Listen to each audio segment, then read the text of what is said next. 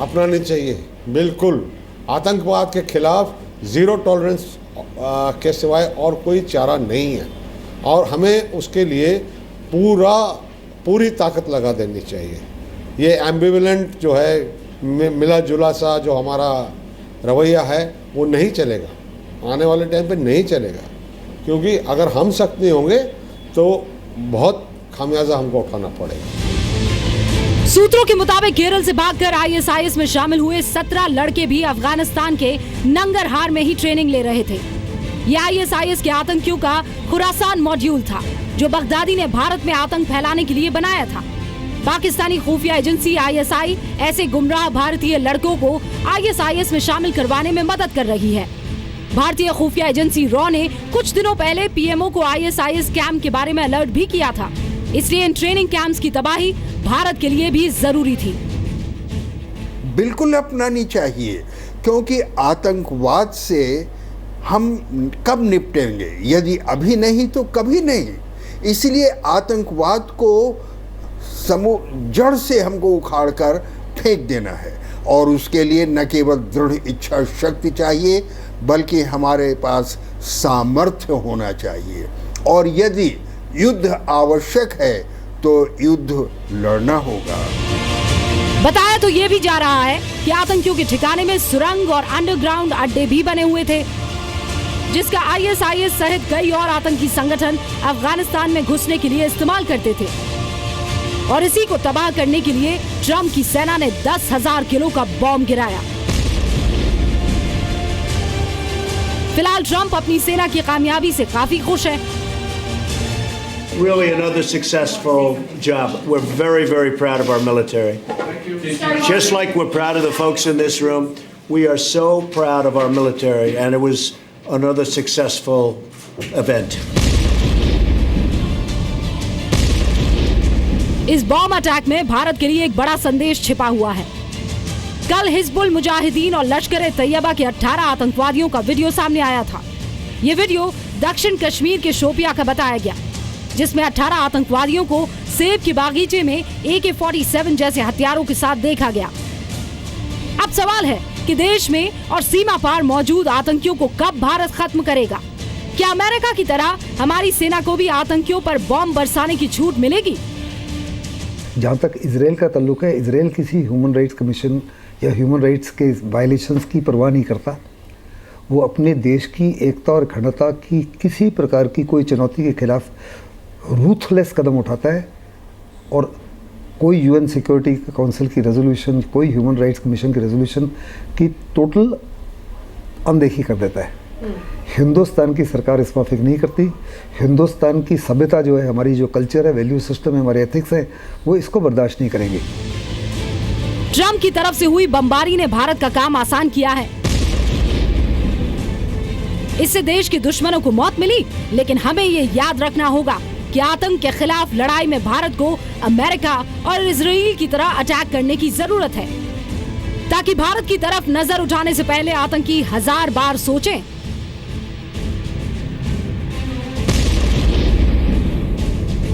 मनीष शुक्ला, पूजा मक्कड़ के साथ रूफी जैदी, जी मीडिया दिल्ली। अब जरा इस बॉम्ब के बारे में आपको समझना जरूरी है।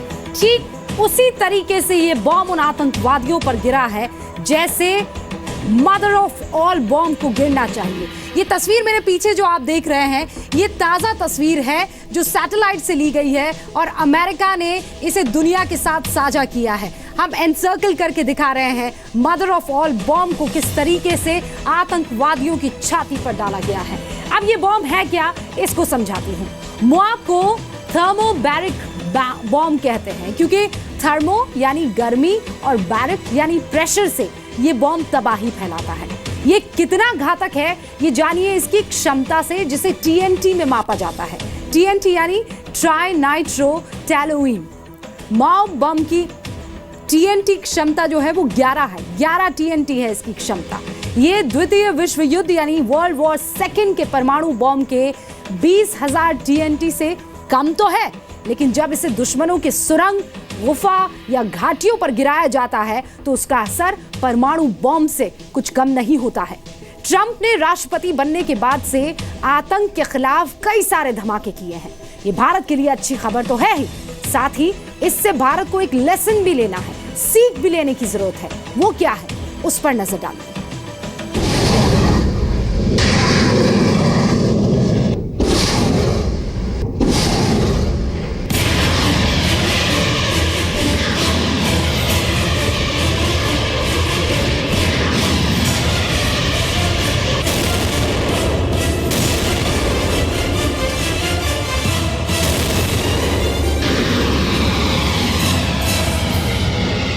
सीरिया पर 7 अप्रैल को मिसाइल हमला करके ट्रंप ने अपना एजेंडा साफ कर दिया था।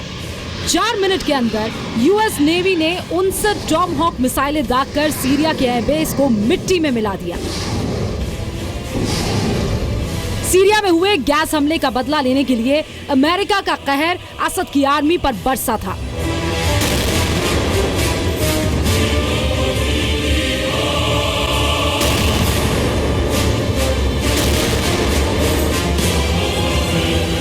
अमेरिकी सेना दुनिया के सबसे घातक हथियारों से लैस है। ये दुनिया के सामने ट्रंप पॉलिसी की पहली झलक थी। अमेरिकी राष्ट्रपति बनने के बाद सीरिया पर हमले की इजाजत देकर ट्रंप ने दिखा दिया कि क्यों उनको दुनिया का सबसे पावरफुल शख्स कहा जाता है। We have the greatest military in the world, and they've done a job as usual. So we have given them total authorization, and that's what they're doing. And frankly, that's why they've been so successful lately.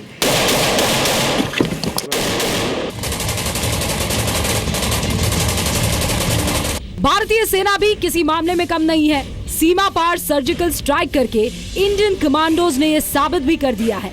अब जरूरत है सिर्फ फैसला लेने की, क्योंकि आतंकवाद के खिलाफ सख्त स्टैंड लिए बिना भारत में ना तो पाकिस्तान से आतंकियों की एंट्री बंद होगी और ना ही कश्मीर की सड़कों पर पत्थरबाजी।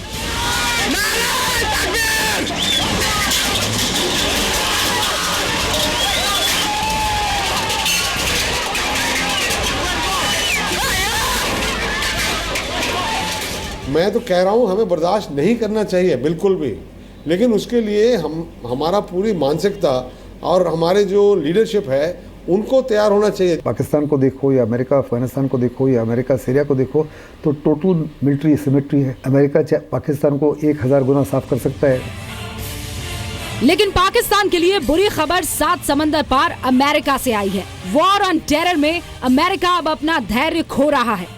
इसलिए अफगानिस्तान में अमेरिकी फौज और पाकिस्तान की तरफ से कथित सपोर्ट मिलने के बावजूद नंगरहार में यह सबसे बड़ा बॉम्ब गिराया गया है।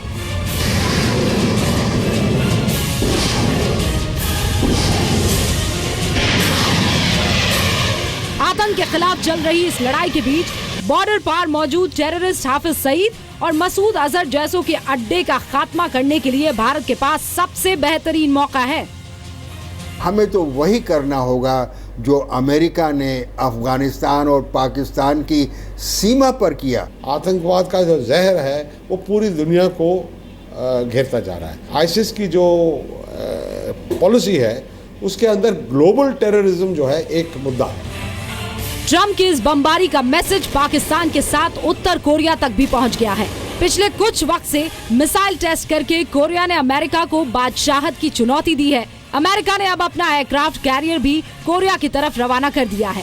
हालांकि ट्रंप को यह भी समझना पड़ेगा कि आसमान से बॉम्ब गिराकर आतंक का खात्मा नहीं किया जा सकता।